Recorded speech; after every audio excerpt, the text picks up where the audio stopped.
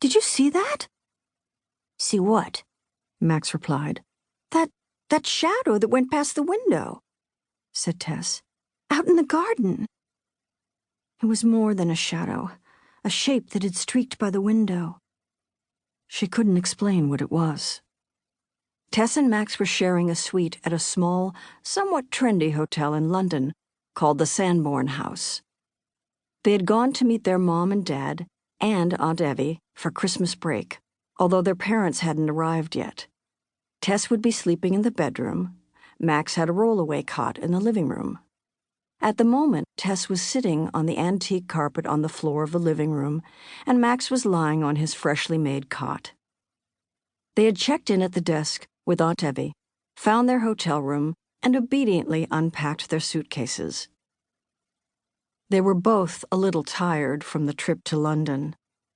Tess was staring vacantly out the window to the garden, except she'd noticed something, or at least she thought she had.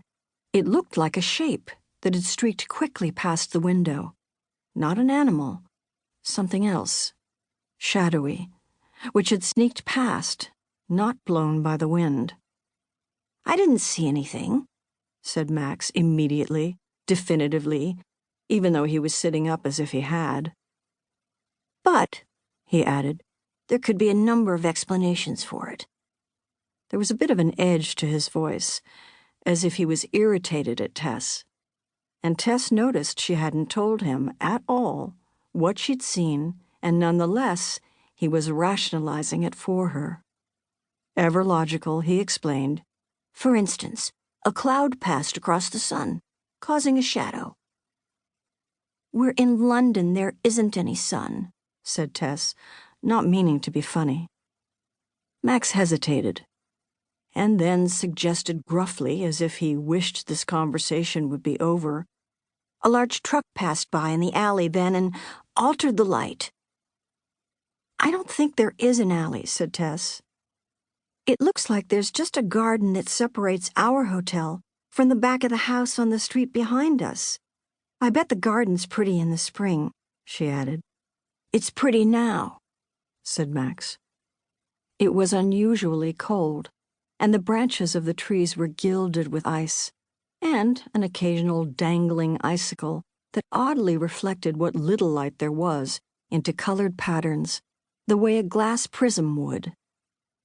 "You're right," said Tess. "It is pretty, and the icicles are natural holiday tree decorations. I bet Mom would like them. And see those red berries dotting that bush? I wonder what kind of berry bush it is." Max almost snapped at her. "Can we look it up before we test one? Or at least ask someone what it is?"